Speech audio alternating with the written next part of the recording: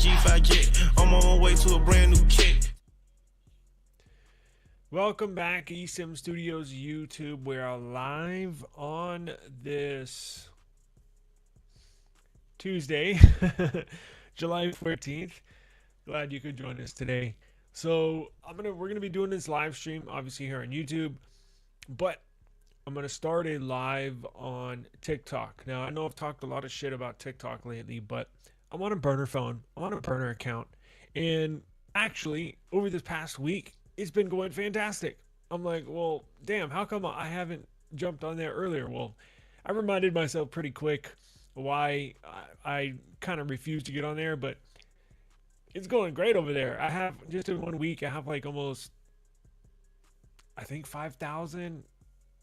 Is it four? I think 4,000 followers or subscribers, and I have like 27 or 29,000 views in just a week. So I'm like, holy shit. And yesterday I got approved for the creator program. I got approved for TikTok shop. So if I'm going to be doing social media full time, as much as I don't, and that's why I'm starting this live, I'm starting the TikTok live separately. So behind the scenes, I have two monitors for YouTube. TikTok's crazy with their live streams. And I have a separate laptop that I'm going to start a live on TikTok here in just a second. But I wanted to get this I wanted to talk shit about TikTok before I get on TikTok. So, it is what it is. Again, if I'm going to go, I'm trying to go full time. And we're going to get into the OnePlus news. We're going to get into the Z Fold 8 Ultra, no crease. Now, apparently, there is a crease. I don't know what the hell's going on. We'll figure this out together. But, so I'm going to do this. So, in the future, so if I'm going to move full time to YouTube, or should I say social media, I got it. Well, I don't have to, but I'm going to try to include TikTok. But long story short is I can't include it on StreamYard. So StreamYard, you can link YouTube, Facebook, Twitter, Instagram, and you can you can do one stream on StreamYard and it broadcasts that stream out to simultaneously across different platforms except TikTok. Now, I can go behind the scenes and get a stream key, and then I can manually plug that into StreamYard so I don't have to have two separate computers. In the future, I'm just going to do it on StreamYard and it'll broadcast it across everything. But on TikTok, you have to have 3 live streams of at least 25 minutes, and it has to be from desktop before they'll release a stream key to you. So I'm going to have this stupid setup here for at least the next 3 streams. And then I can do everything straight from StreamYard. So, and I got 2 separate earbuds in, one for the laptop on TikTok and one for StreamYard and YouTube. Sucks. But it is what it is. And just to let you know, in the future, so if I am going to go full time on being a YouTuber or social media, I'm going to have to set a schedule. Now, I know that's probably, it's a good thing, right? I need to figure out a couple things in my personal life to make that happen. So I think what I'm going to do is here's what I'm going to do. I'm going to live stream on YouTube on a specific time and specific date, just like on a news broadcast, right? Like your 5 o'clock news. So I'm going to try very, very, very hard to make sure I hit I'm just throwing a number or a time out there, like 5 p.m. or what time is it? Yeah, 5 probably be good. We'll see, but right around, it's definitely not going to be in the morning, but I'll try to do mid-afternoon. Just say like a live stream every day at 5 p.m. And if we go 30 minutes, cool. If we go an hour, cool. But I'm going to try to do a specific time every single day. And I think that'll work out best for me and for you, the viewer. And if you miss it, you can always go back and catch the replay. And then I'm just going to upload content, just whenever. But I want to do a specific live stream at a given time. Now on TikTok, it's weird because it does have a big tech community, but again, it doesn't have a tech community, a good live stream, tech-based content. There's just not.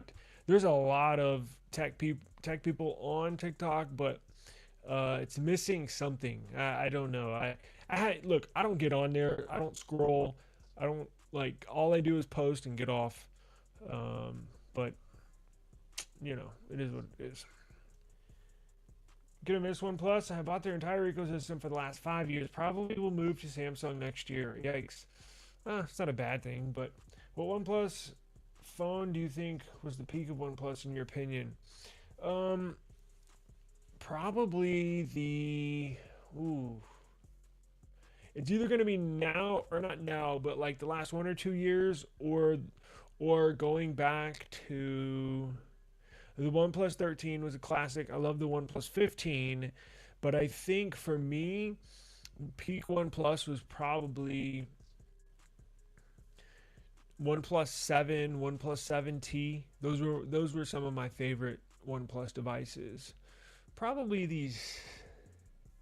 Cause see, I had the 7 Pro, and I had the 7T.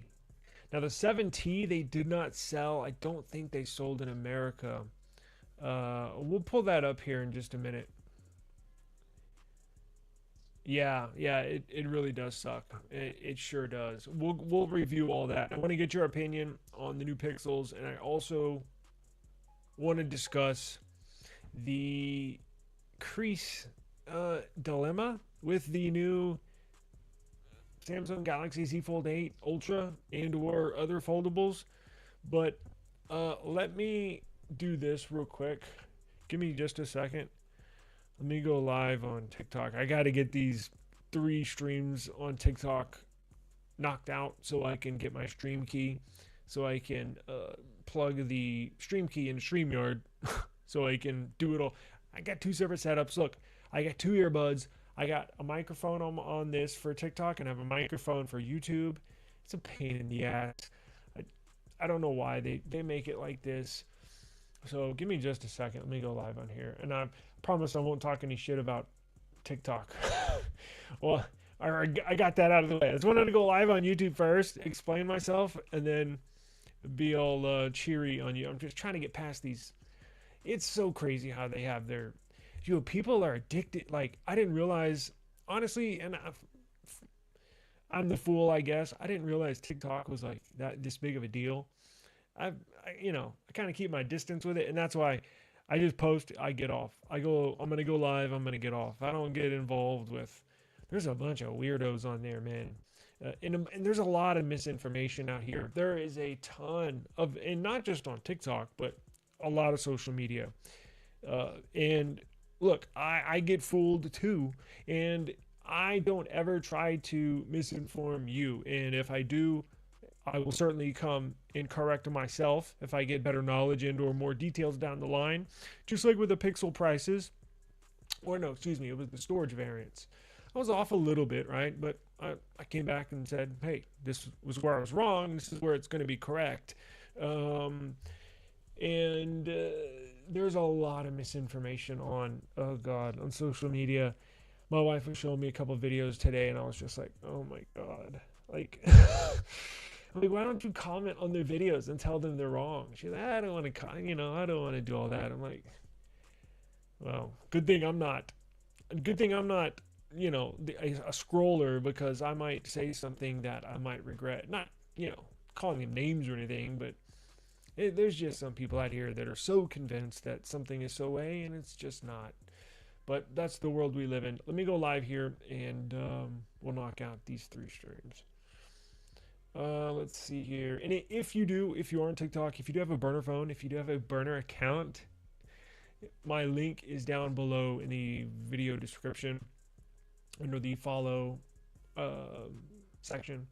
And again, if I'm going to go full-time on first being on social media, transition to social media, I'm going to need to include this regardless if I like it or not, because people can make a ton of money on TikTok. So I'm like, well, shit, let me see if I can get some of that.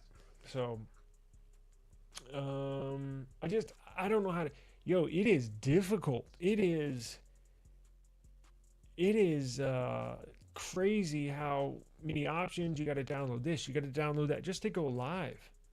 So let me click live here, and we'll get the show rolling.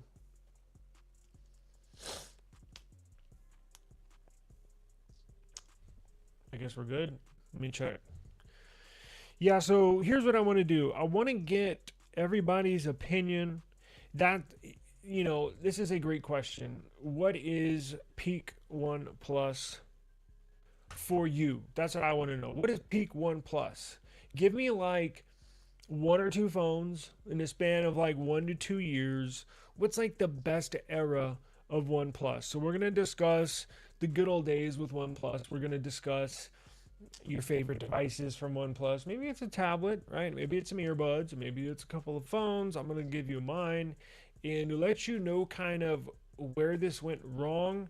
I got a ton of comments since this news broke. Now this news is maybe, well, the news that we got this week, I'm saying, is new because if you've been a follower of mine and or subscriber of mine and or viewer of mine, I've been talking about this for months.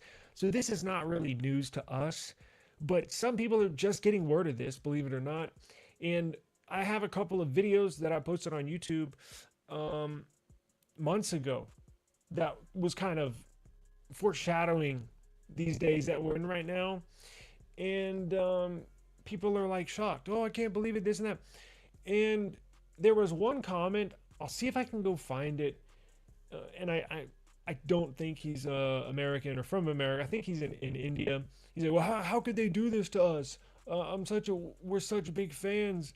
And I said, well, they're not doing it to you personally. Like, they're not shitting on you as a user. Like, it's just business. You know what I'm saying? Like, they've been trying. I can guarantee you they've been trying super, super hard behind the scenes to get the ball rolling. It's an incredibly competitive market in such a competitive niche in technology. It's damn near impossible to make a phone company not just survive, but thrive. It's so freaking hard. That's why you do have to take your hat off to Nothing for what they've accomplished. Now, they haven't, made a device that I'm really, really in love with. Although I think the Phone 2 was probably my favorite Nothing phone. But they have made strides. They are progressing. They are growing.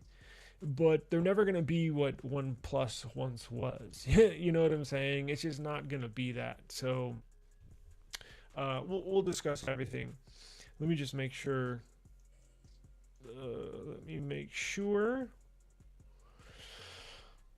That we are live. I might not be. I don't even know how to use this.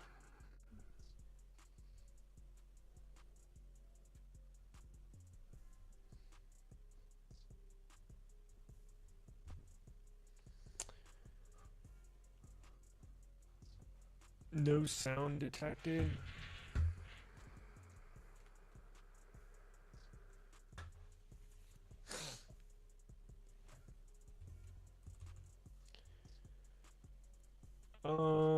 What am I doing here? See, this is what happens when I have two computers. Hey, if you are on TikTok, can you please tell me if you can hear me? Testing. Testing. Sorry, YouTube. Testing. I should be able to.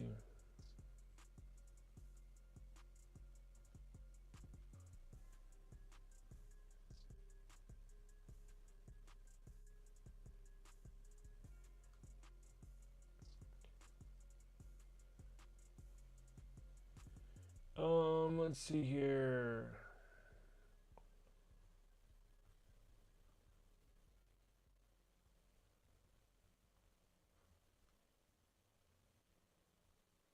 Can you hear me on TikTok? Can you hear me? Yes or no? Please let me know.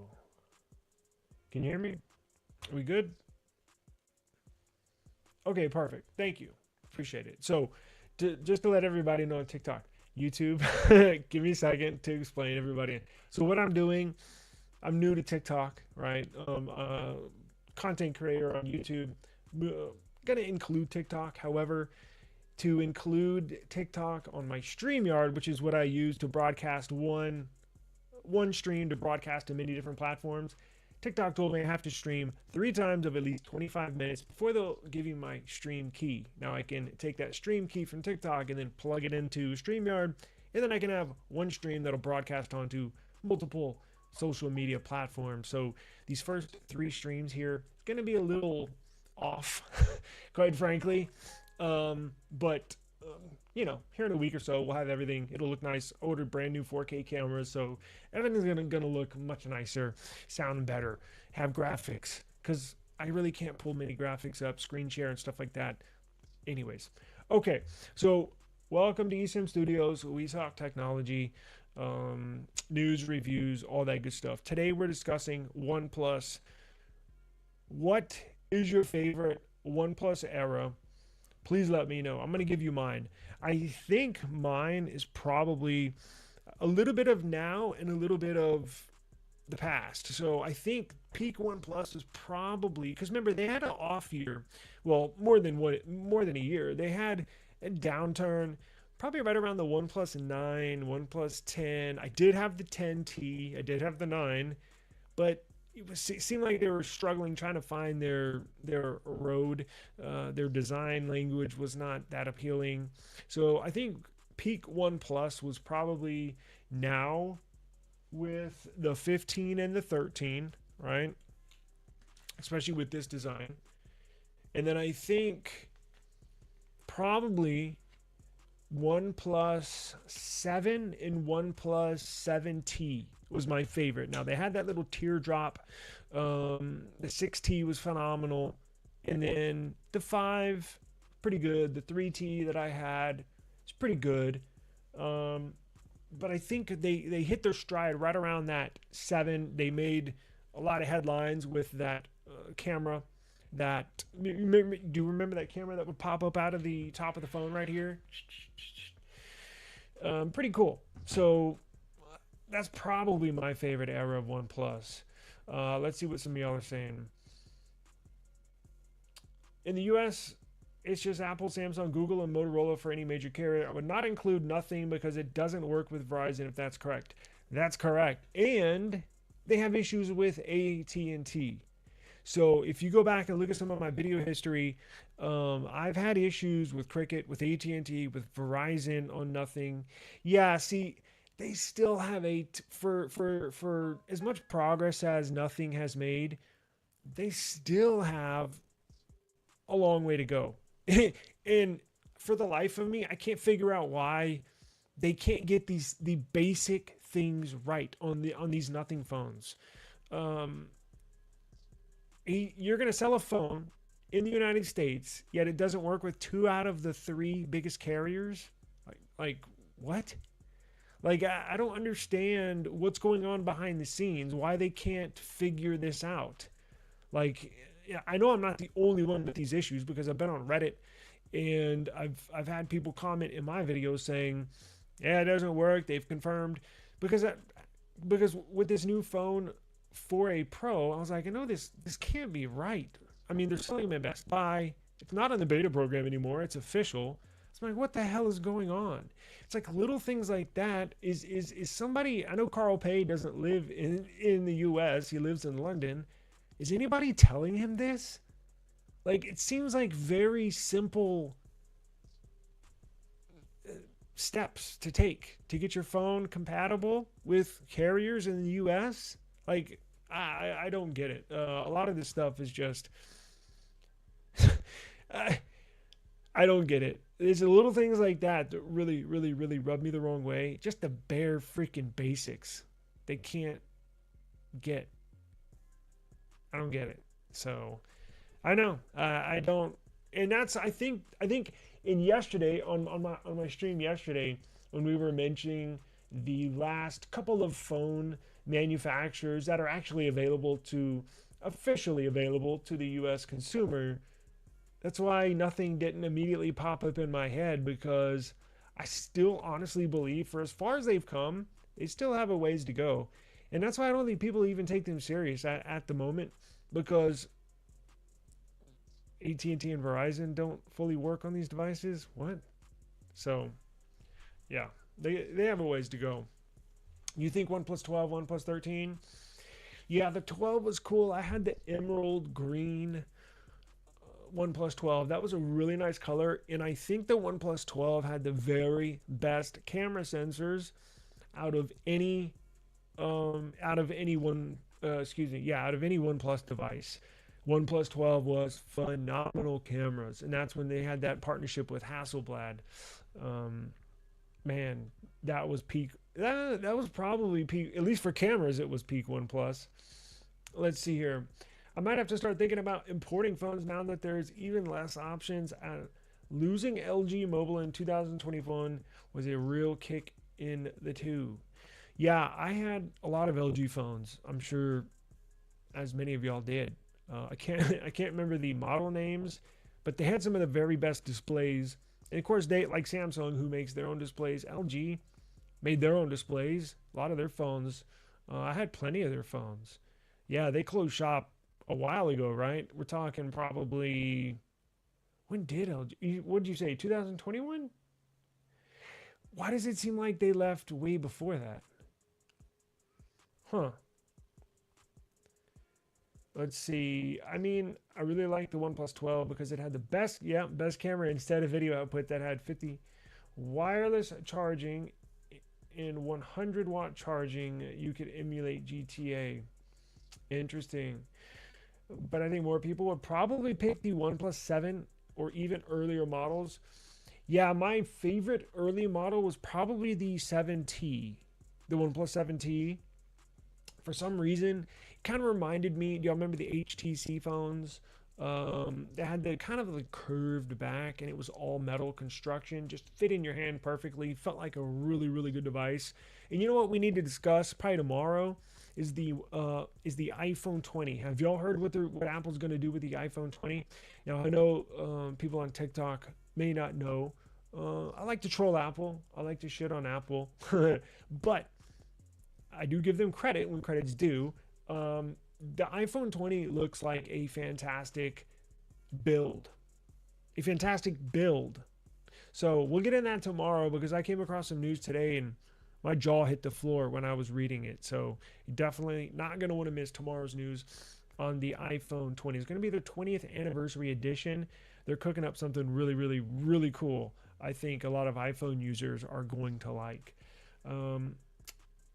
Michael C2 says, I wonder if their closure will lead to a lot of people selling their OnePlus phones because they're concerned about support, or if demand will go up because they're not going to produce any more. What's going on, man? Oh yes, the V60. Yeah, those were nice. I had the what was it? V30 or V40? It was the big phone, right? Yeah. So those were definitely nice. So let's discuss OnePlus. So I had a number of people comment on some of my older videos that I had put out a couple months ago, stating how the rumors are swirling, the writing is on the wall, that OnePlus is going to cease to exist. Now, let's put this out there. Let's be fully transparent. There will still be a company named OnePlus. So technically, they are not ceasing to exist. Like they are not going to dissolve officially, because they are still going to operate in China and they are still going to sell phones in India. But outside of those two markets, they're done. And that's what the news, OnePlus made it official this week. But dating back, I referenced those two videos that I made, or more than two videos, a few months ago, because rumors were swirling. You could see the writing on the wall. There was a big expose. I think Android Headlines put out saying that it's not looking good for OnePlus. And I heard OnePlus, of course, denied it, right? As they should. They're still trying to sell phones. At that point, they were still selling phones at Best Buy and on their website. But you could see it was not leading to a good situation, because I actually did a decent amount of research on OnePlus as far as business wise, behind the scenes, looking at phone sales. And that's always hard to pull official numbers because, it's not a publicly traded company. So it's not like you can get official sales and official numbers, but you can pull some information, and it was not looking good.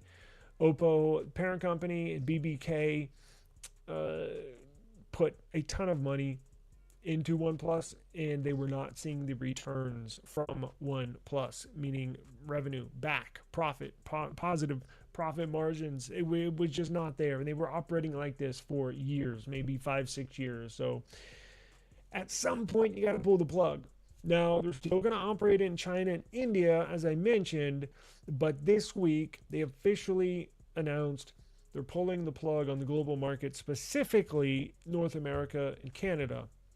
So, got a lot of people in comments, and I think a lot of people might have not heard. And I think the reason why those couple of videos are trending from a few months ago is because I'm assuming somebody, tech publication, put the word out. Maybe it's their first time seeing this, and they go search online, and some of our videos pop up, and they were expressing their displeasure with OnePlus. But as I mentioned earlier in some of the comments under those videos, they're not doing it to you personally, because there are a number of people saying, "Oh, how could they do this to me? I've purchased every single OnePlus phone."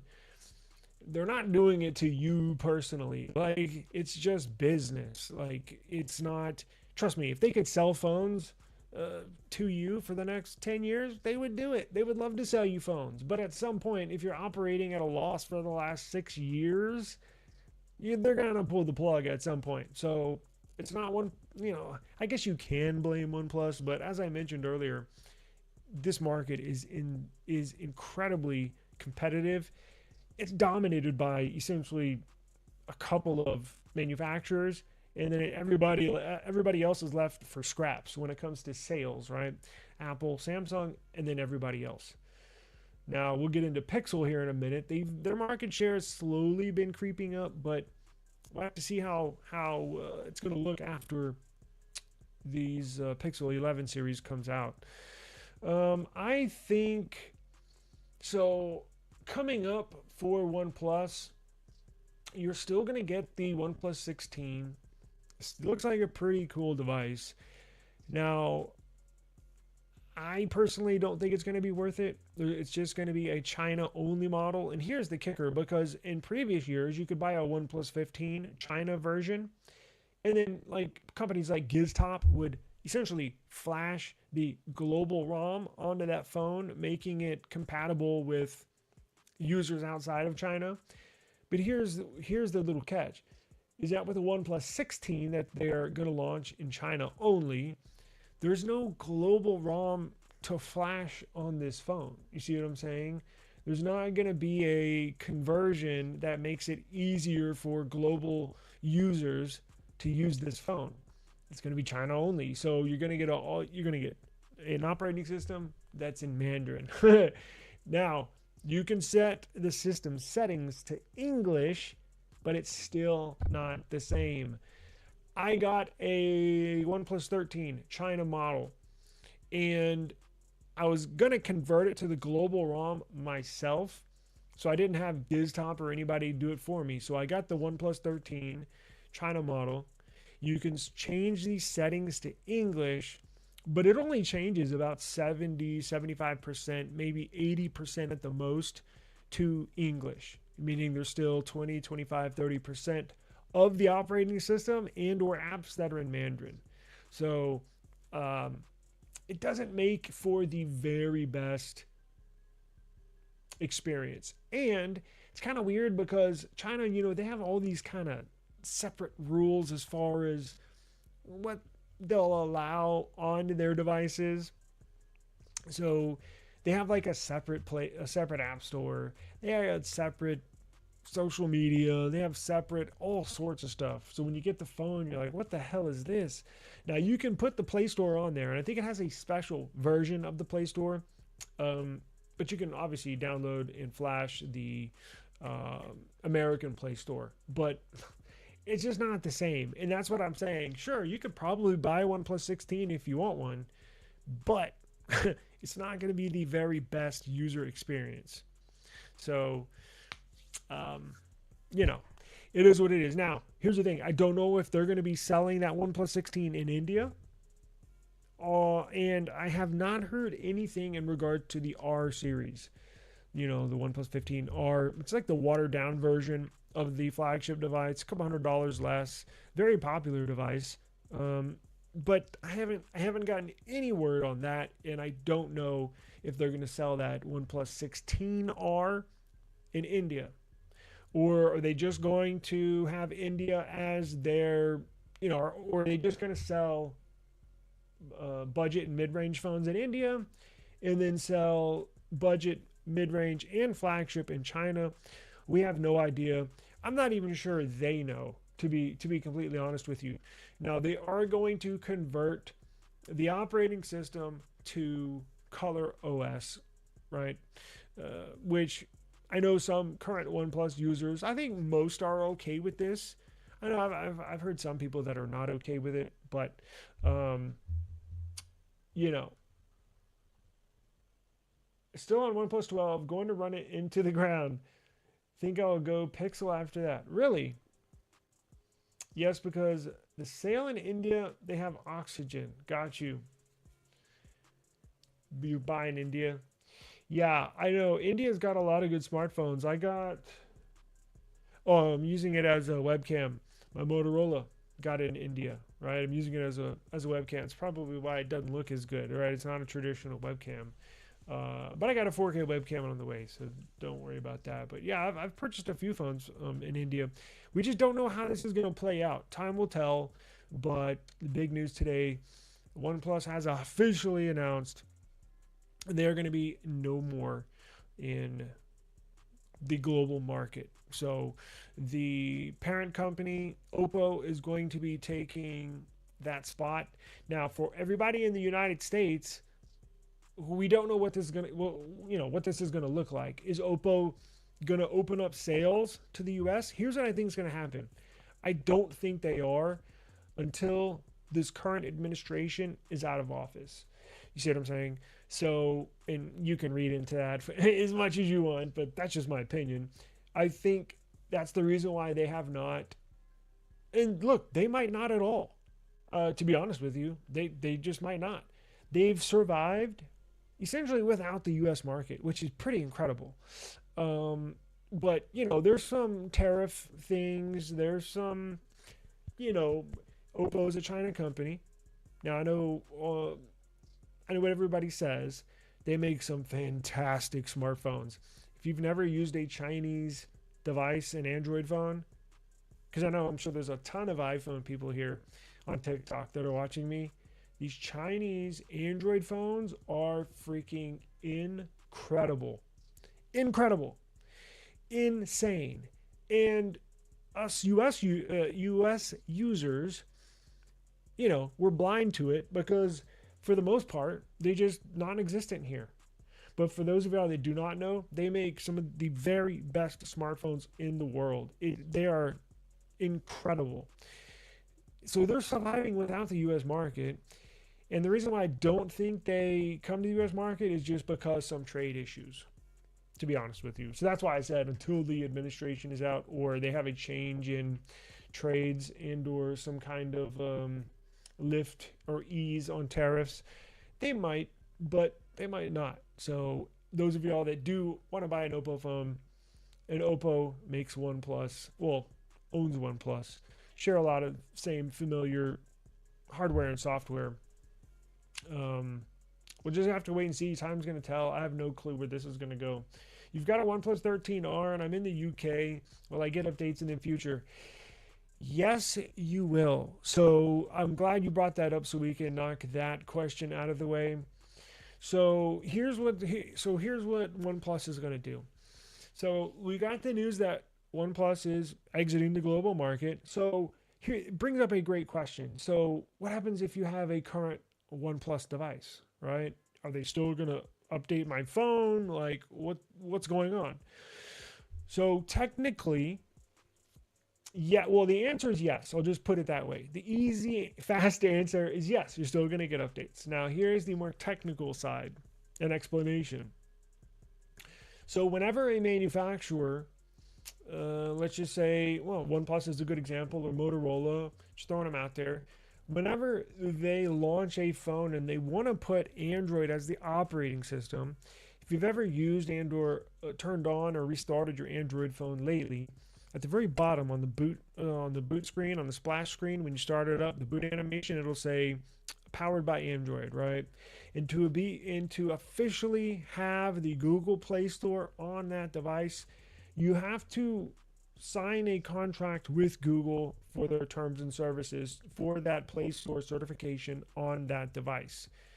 Now, if you dig through that terms of service, it explicitly says that they have to update their devices for a said given time. So if they announce we're going to do 3 years of software updates and 4 years of security patches, well, Google's going to hold you to that, because it also burns their reputation, Google's reputation for Android, if you skip out and you don't honor those terms. You see what I'm saying?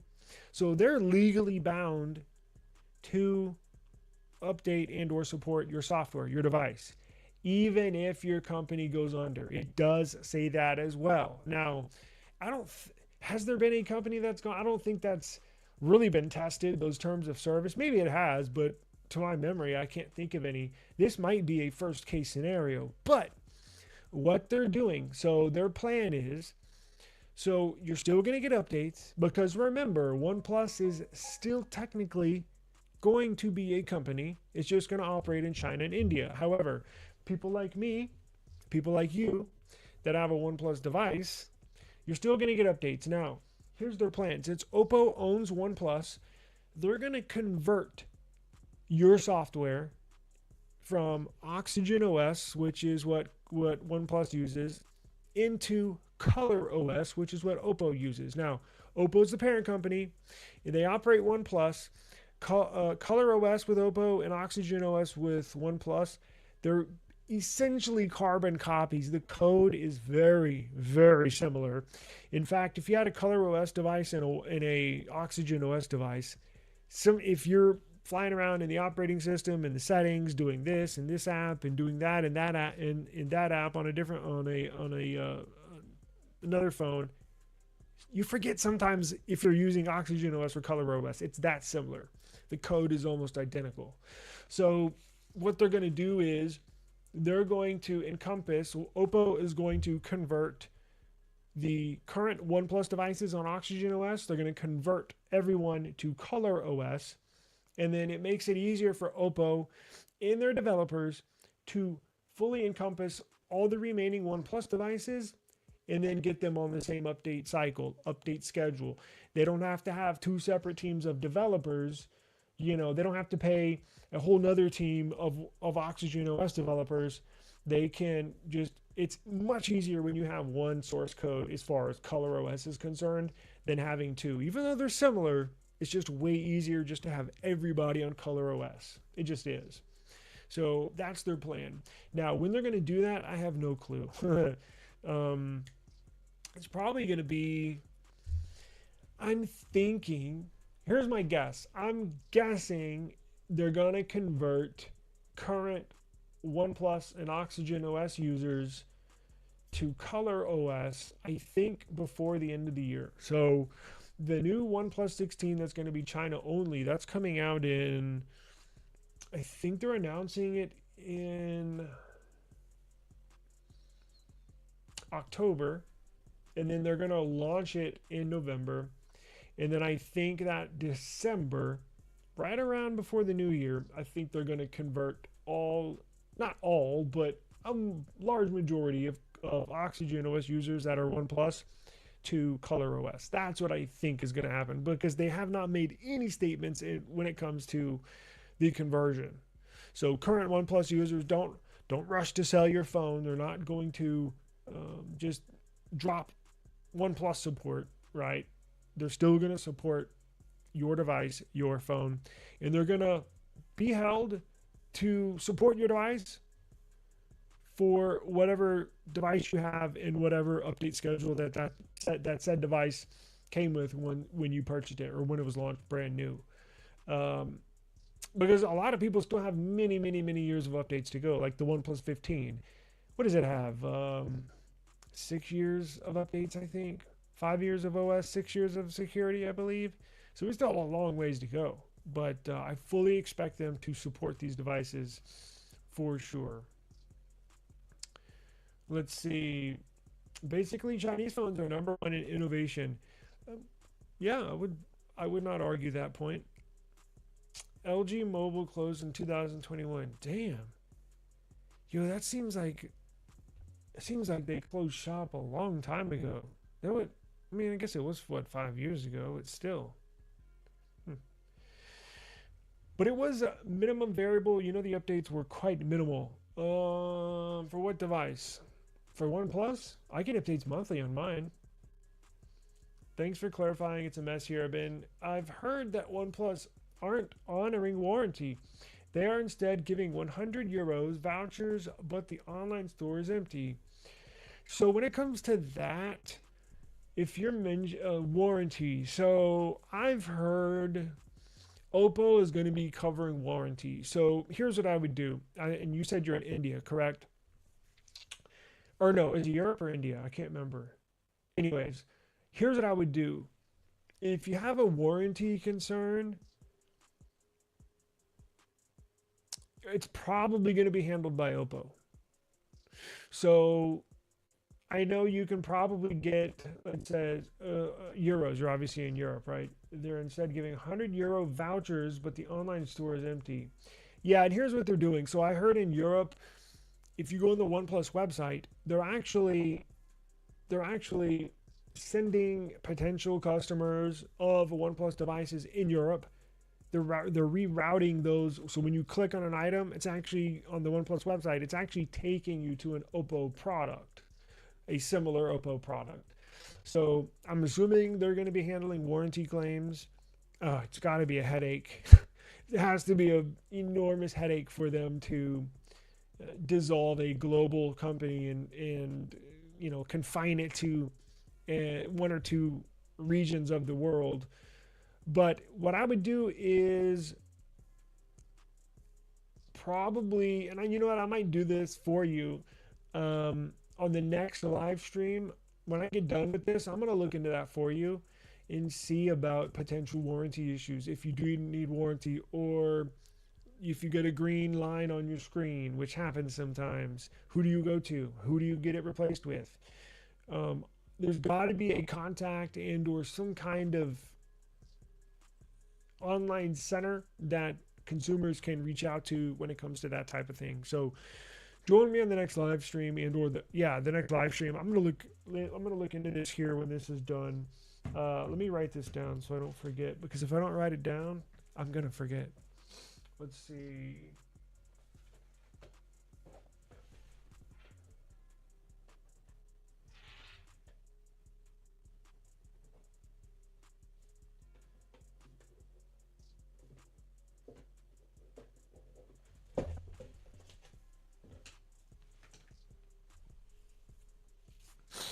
Okay. So I will double check and look into that for you here once we're done. Let's see here. Sell the vouchers. Huh. Yeah, that's a good point. Yeah, if they give you a $100 Euro voucher for OnePlus, but OnePlus is not selling anything on their website, yeah, I get what you're saying. It is kind of fishy. But I don't think they're doing anything fishy. I mean, look, could they handle it better?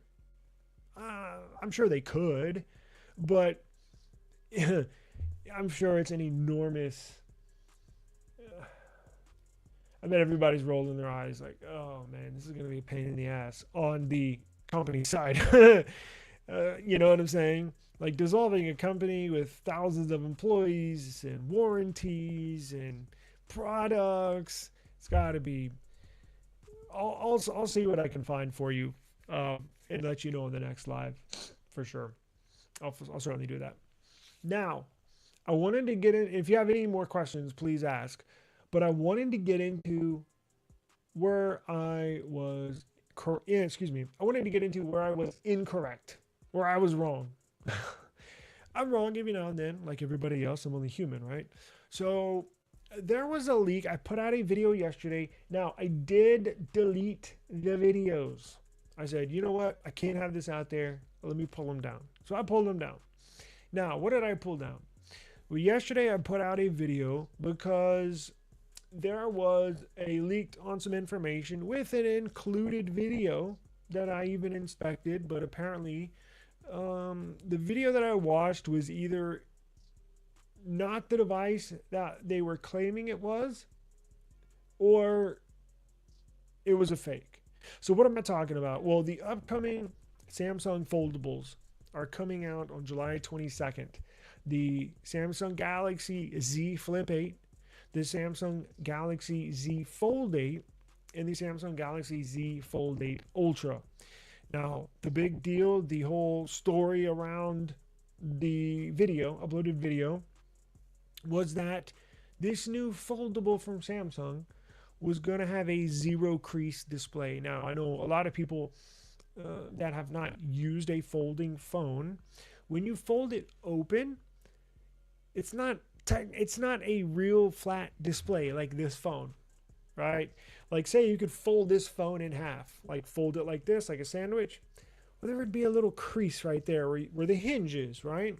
Well, on every foldable, not just Samsung, but on all foldables, there's always a little divot. There's always a little crease where you fold it. Makes sense, right? It's just physics.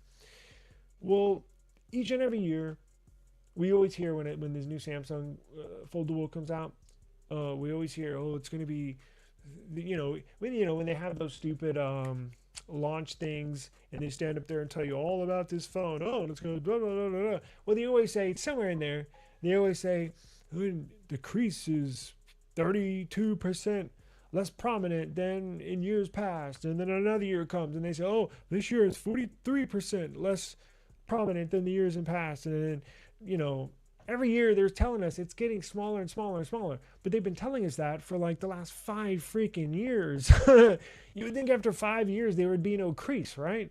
Well, incorrect.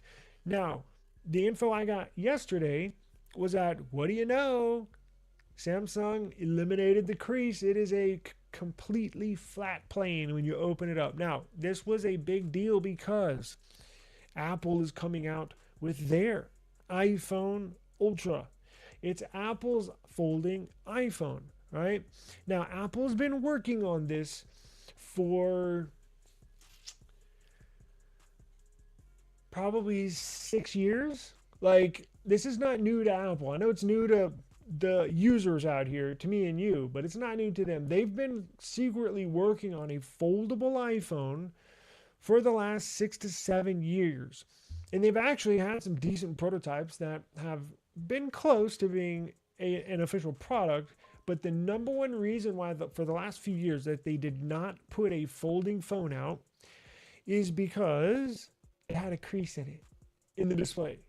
So Apple knows that if they launched a folding device with a crease in the display, that its consumer, the typical Apple consumer, would have an issue with that and would complain about that, right? And that's a valid complaint. I'm not putting that solely on Apple users. That's a valid complaint. It bothers some people that use these folding phones that there's a crease in the display. Others don't care, right? But the typical iPhone user is probably a little pickier than the typical Android phone user, right? I think that's common knowledge at this point. Maybe I'm wrong. Shit, I don't know. But Apple finally did it. Apple in the lab in the last year, they made a hinge, a folding hinge that includes liquid metal that when it opens up, there's zero crease. There's no crease. It's a flat plane, right, on the display when you open it up. Now, they hit this revelation and they were so excited they went to go get a patent for it. Apple has a patent specifically for this hinge that uses liquid metal that when you open it, there's no crease. They're the first company to bring a folding phone to the market with no crease. So that puts pressure back on Samsung. Samsung executives probably shaking in their boots, probably pissing in their pants, right? They can't have Apple with their first folding device come to market with zero crease. And Samsung, this will be their 8th year that they've had a folding phone, and every single year has a crease. So it takes me back to my original story. When I heard this leak yesterday, holy crap, Samsung's going to beat Apple to the market with a zero crease display on a folding phone. And there was video evidence. So I put that out. Holy crap, this is a big deal, blah, blah, blah, blah, blah. Well, today we find out the number one leaker for ICE Universe for Samsung products. He's rock solid. If he said something is true or not true, he's right. Essentially 99% of the time. Now, the leak yesterday that came out saying that there's a zero crease display, that did not come from ICE Universe. However, it did come from a reputable leaker, but he's not as rock solid as ICE Universe, the really good one. But it wasn't just a random leak or some BS info, because he provided a video as evidence. And so when you put the leak to the video information, you're like, holy crap, they finally did it. Well, today ICE Universe comes out and says, not so fast. So there's still a crease. There's still a crease in the upcoming foldables, which is a big bummer. And that device that they used in that video was not a Fold 8 Ultra. One of the upcoming Samsung foldables that's going to be coming out on July 22nd. That was actually last year's device.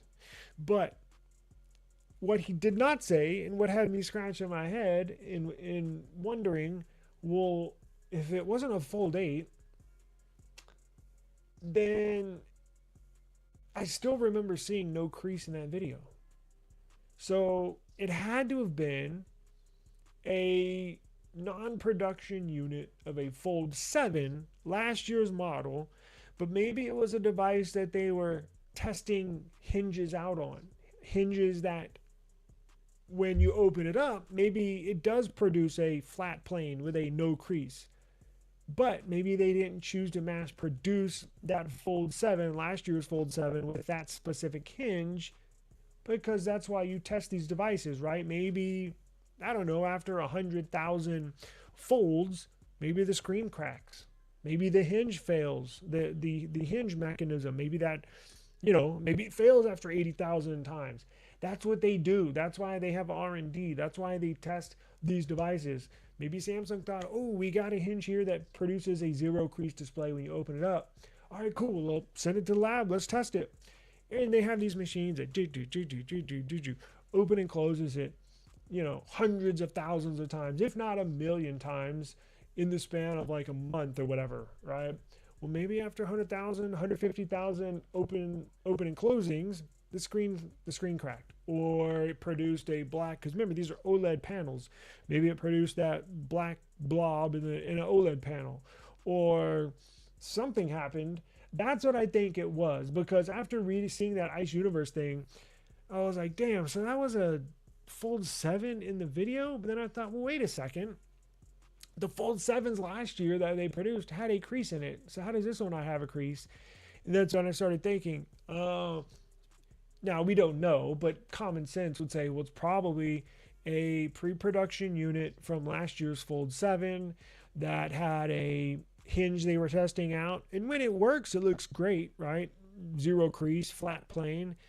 But after you use it for 6 months, the hinge breaks. Or, 82% of the devices they tested that hinge out on, the screen busts. You know what I'm saying? Something wasn't quite right to where Samsung didn't mass produce that hinge. So, brings me to say, I removed those videos that I made yesterday just because I don't want to put false information out there, right? And I wanted to come on today and explain why I took them down.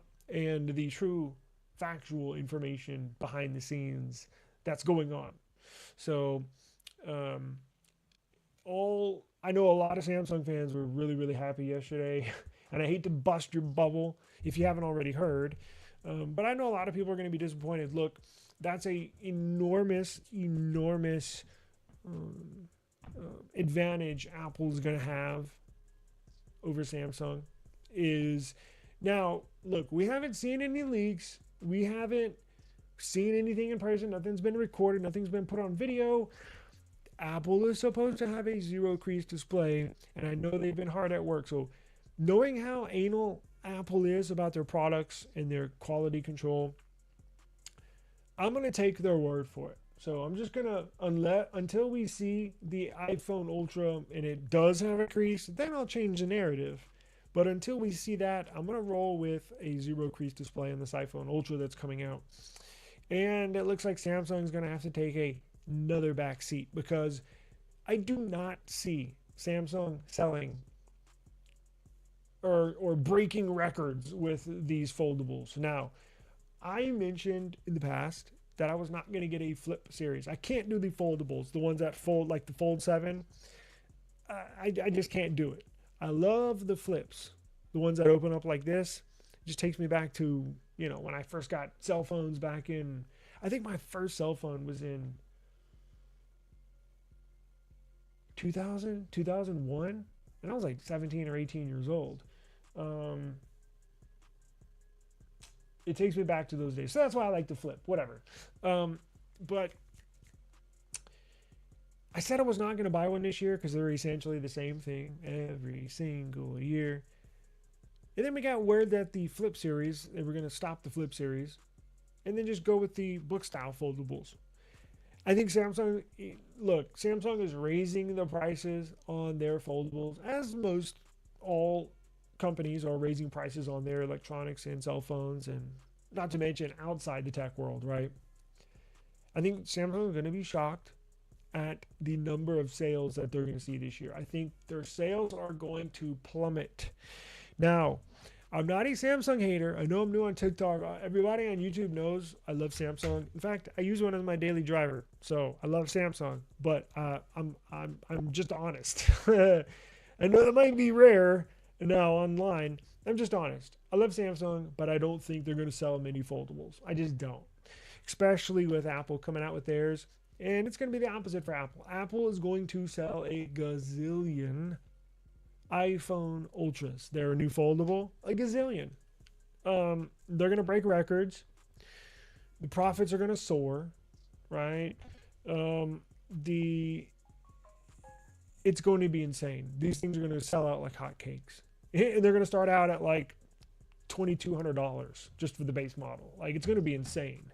And I just think nobody's going to buy the Samsungs. I don't say nobody, because obviously that's not true. But if you look at their past 3 years, can you compare it to this series of devices coming out? I think you're going to see a drastic decline.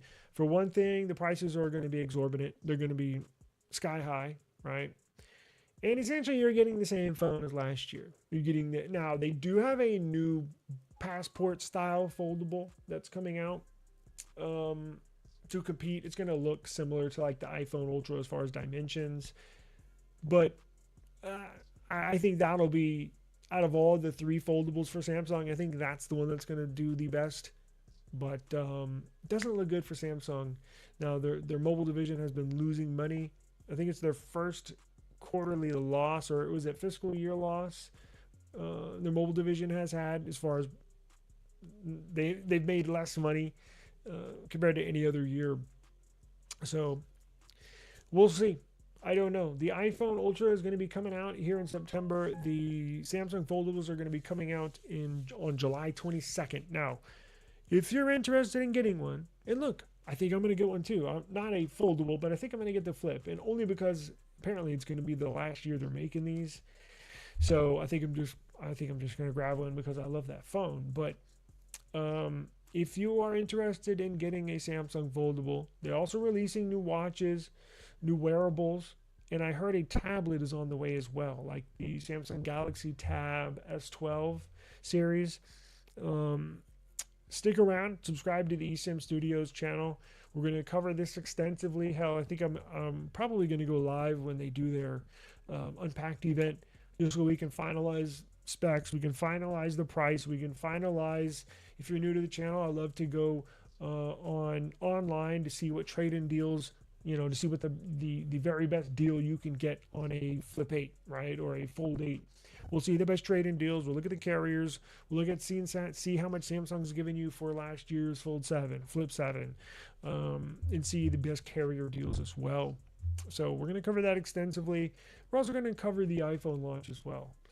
Not a big iPhone fan, but I still have one. So you're going to go back to you're going to get a Watch Ultra 2. So news on that. I'm not sure if you saw they're moving back to Qualcomm. Thank God. Because in previous years, Samsung has used their own Exynos chips in the wearables. So if you got a Samsung Watch, 8, I think it's on Series 8, Series 7, maybe you got the Samsung Watch Ultra. This year, they're going to be sporting the new Qualcomm Snapdragon wearable chip. Now, if you're kind of unfamiliar with wearables, especially with what powers wearables, which I'm sure you got to be really nerdy to know this information, which, I'm a nerd. This is a good thing. Them moving away from Exynos CPUs to a Qualcomm wearable chip is fantastic news. You're going to see better battery life. You're going to see faster, snappier operating system. And you're going to see better updates. So this, I saw that right before going live. That's good news. That's really, really good news. So they're getting bigger batteries, and they're getting better processors and more memory as well. I think they're getting bumped up to, what is it? I can't remember, but it's a decent amount of memory. So those look like really, really. Actually, you know what? Can I pull this up real quick? Let's see.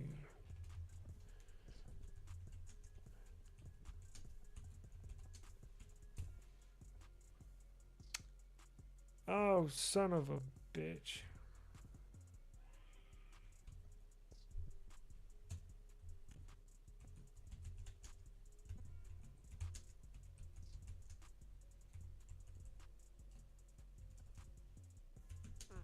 Let's see. Let's see here.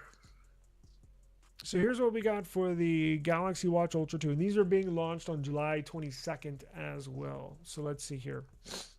It's going to look basically the same, but I didn't really expect them to change that. But the internals are changing, which is good. I think they look fine. So it says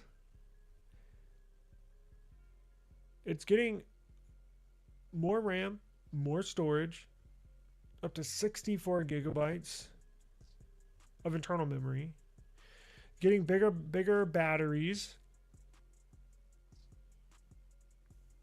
Wow, the Samsung Galaxy Watch Ultra 2 is up to 800 milliamp per hour battery. That's big for a little watch.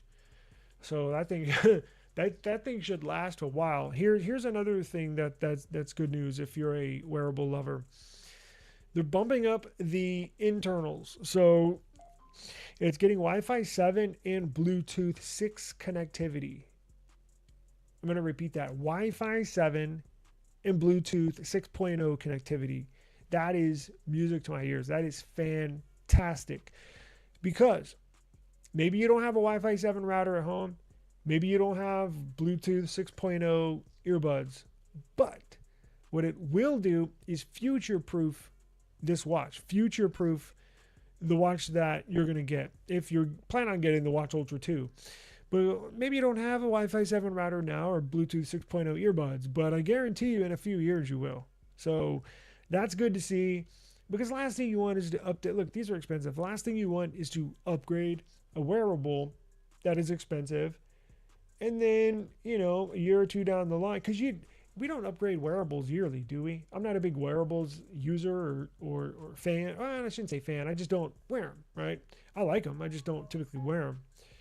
Last thing you want to do is spend $700 on a wearable and then have to upgrade the very next year, because I think phones are, at least for me, I upgrade every year with the phone. But I think laptops, wearables, tablets, you don't need to upgrade every year like a phone, right? So future proofing the very next wearable is key, is very, very good, which means you can hang on to it for the next few years and not have to worry about upgrading it. So, here's the name. So they're getting rid of the Samsung Exynos W1000 CPU in favor for the Qualcomm Snapdragon Wear Elite SW6100. That is good news. That is a brand new cutting edge technology wearable CPU. It's built on a 2 or 3 nanometer node. Either way, that's fantastic, because I think the Exynos was on an old 4 nanometer. So just more efficient, more power. It's a good thing. So I think this is a great option. Yeah, if you want to upgrade to one of these things, I think it's going to be badass. Yes, it's always needed. It's interesting because wearables, if you have a wearable, like a similar product, let's say a watch, just any watch, one has Android Wear and one has like proprietary software, right? Well, the Android Wear watch can last, and they have the same internal, same battery size, whatever. The Android Wear watch can last, 1.5 days, possibly stretch it to 2, maybe 2 days if you really stretch that battery life out. And that's with Android Wear. Now, the smartwatch without an app store like Android Wear will last freaking 13 to 14 days without a charge. It's insane. Just that amount of processing, of syncing, of data transfer that's going on in the background with these Android Wear watches just sucks that battery life. Yeah, so any little bit of extended battery life plays a huge part in how you use it as a user, quite frankly. And it's, look, I don't necessarily have an issue. I mean, I charge my phone every day, so I could charge a watch or wearable every day. I don't know. I have so much stuff going off, beeping in my ear, notifications. I don't want something extra on my wrist, giving me more notifications, more anxiety, So, anyways.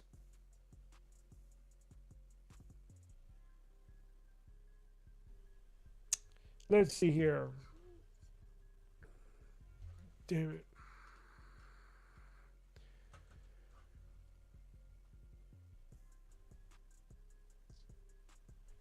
You on? Good. All right. All right. So, what's going on? Appreciate you joining us. Looks like you're a Pixel fan there. I was looking to see. I was like, damn, what Pixel is that? Is that the 6 series? It looks like a 6, I think. I had one of those. Well, I've had every single one. So before we get out of here, I want to know your opinion on the Pixel. We've talked about OnePlus. We talked about the foldables from Samsung. And now I want to know, are you going to get a Pixel? I know I might not have a lot of Pixel fans. I know, at least on the TikTok side, I probably don't. Well, you never know. I might, but I think I think I have more Pixel fans on the YouTube side. And if you just joined, I want to apologize for my stream. It might look awkward. It might look like I'm looking this way and then that way. It's because I am. I have two I have 2 separate earbuds in.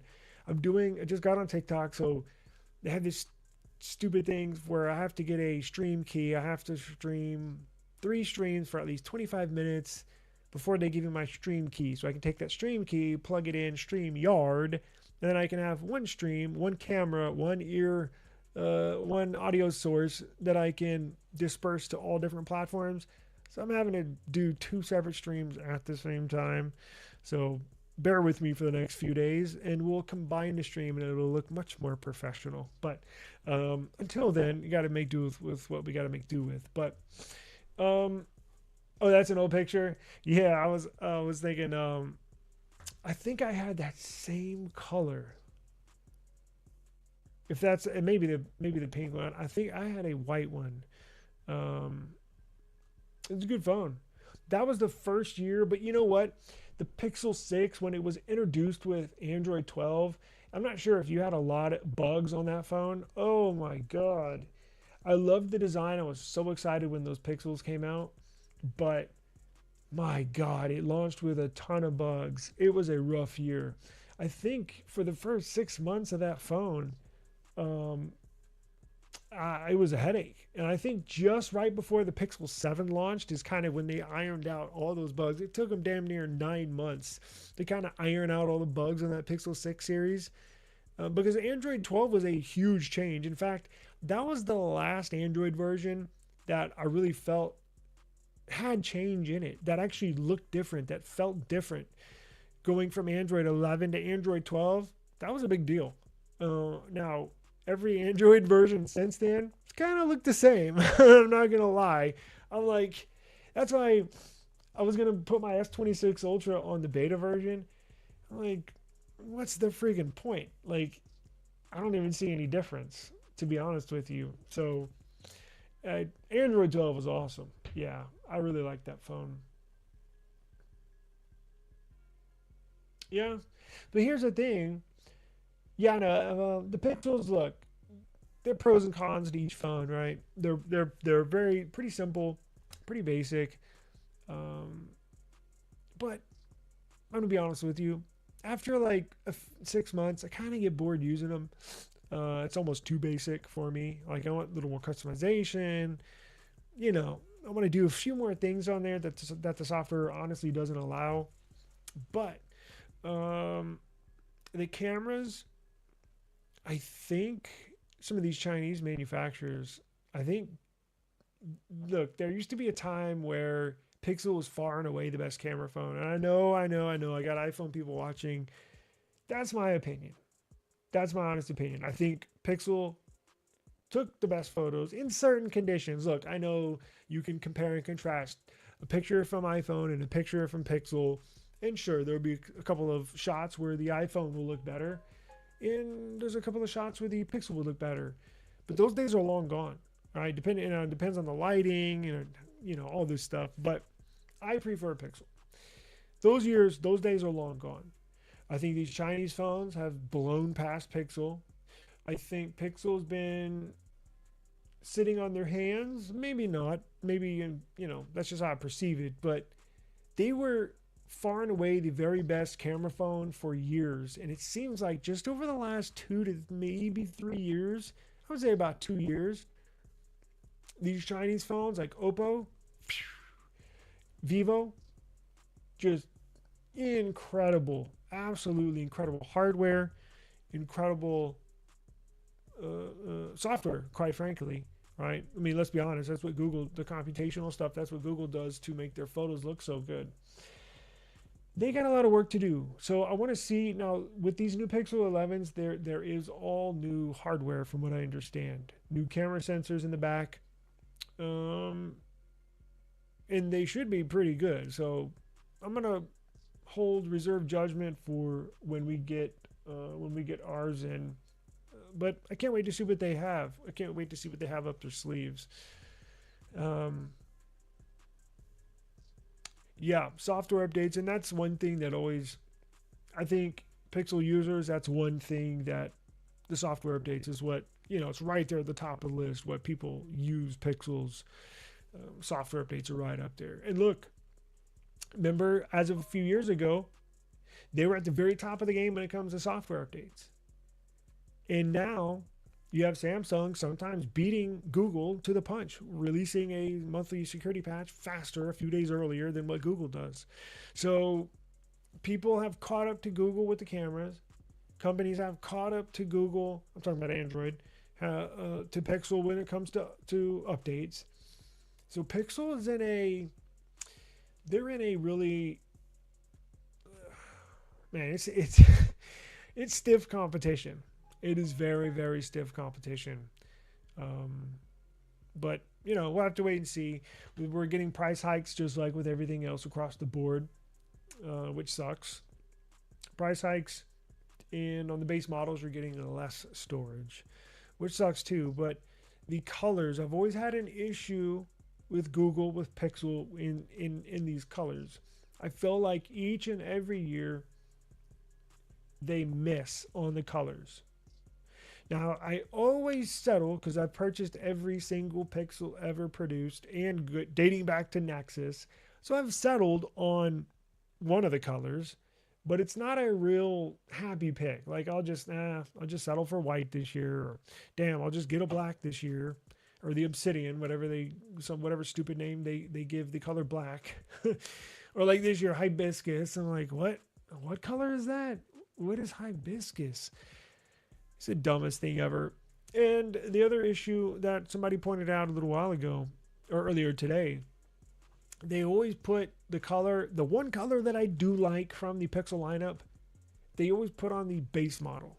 And I'm like, they always put on the base model. So they never have, it seems like they have these really, really bland colors for the Pro, the Pro XL, especially the Pro Fold. Just kind of bland, boring colors. And then they have the bold colors on the base model. Huh? Like I don't understand why they can't give the Pro, because I'm not buying the base model. Screw the base model. It sucks. I'm not getting a base model. I want a Pro or Pro XL. That's just how I roll. And I want to see them put the good colors on the Pro and the Pro XL. And I keep on saying this every single year. I don't know why I expect anything different. It's pretty clear that they're just going to continue this color divide when it comes to the Pro and the basic phones. But I don't know. Well, I think we're gonna get a fog color. Again, what the hell is fog? Is it a light gray? It looks like a light blue. Is it silver? It's like, well, yeah, it looks like the morning fog. Well, yeah, I get that, but like give me a color here. Silver, light silver, cream. I don't know. I have an issue with pixels sometimes. So yeah, we'll have to wait and see, but stick around. They are coming out August 12th. We're going to cover it extensively. We're going to be getting one here. I think we're going to get the Pixel 11 Pro Fog 512 variant, because you have to bump up to the 512 storage to get the 16 gigs of RAM. They did away with 16 gigs across the board, so you are going to have to bump up, spend that extra money. Look, I think that extra 4 gigs of RAM makes a big difference. I just think it does. When you're using, look, we don't use all the AI stuff on these phones, right? For the most part, it's overblown. The whole AI thing is pretty stupid when it comes to phones. Like my S26 Ultra, I use 1 or 2 AI things and that's it, right? But I think when it comes to the usability of your device, when it comes to how many apps you have open, when it comes to filming, taking pictures, just that extra 4 gigs of RAM makes a difference. And you have to remember, on Pixel, there's no RAM expansion. So it's not like on the S26 Ultra. I know you're going to say, well, yeah, but your S26 Ultra only has 12 gigs of RAM. True. But you can expand. Sorry, my phone's blown up. The RAM expansion, you can expand that RAM on Samsung phones, on OnePlus phones, on Motorola phones.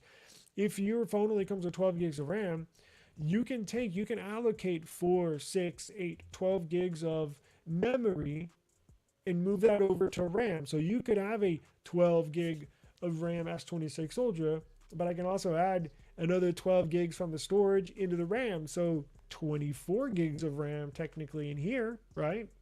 Pixel, they don't do that. So you are literally stuck with 12 gigs of RAM. There's no RAM expansion.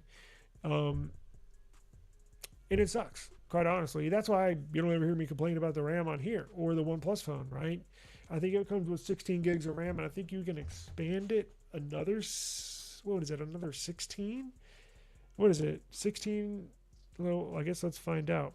So you can essentially have almost 30 gigs of RAM in this phone. Like, it's insane. It's 12. 28 gigs of RAM? Are you kidding me? I don't know why Google does this. Who knows? I think it's because they've traditionally always used older UFS storage. And UFS storage typically, well, not typically, it does have to do with how fast data transfers inside of your phone. So if you have old UFS storage, when you're using RAM expansion, boy, it's sending data back and forth super, super fast, right? When you have old UFS storage, it doesn't move as fast. So that's why I'm assuming, look, I don't know. I haven't gotten the answer. I've asked them this question and they don't answer my DMs or emails. I've tried to get them on the channel for an interview and they just ghost me, but whatever. That storage just doesn't move back and forth as fast. And that's why I think Google hasn't done that. I would like to see them use that in the future, but I don't think we're gonna see that on this Pixel 11 series. I just don't. But I appreciate the time. I just, those notifications I was getting on my phone, I glanced down. It's a thunderstorm flash flood warning, and I just heard thunder. So I think we're about to get slammed by a thunderstorm here. I'm down in South Texas. So I do appreciate the time. And again, before I get out of here,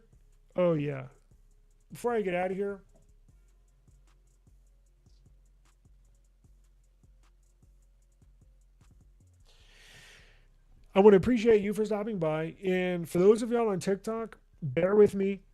I'm going to get the stream looking really, really freaking nice. I ordered new cameras, new hardware. I just got on TikTok. It's going great, but I got 2 streams running at the same time. I have 2 different earbuds. If you haven't noticed, one for TikTok, one for my YouTube stream.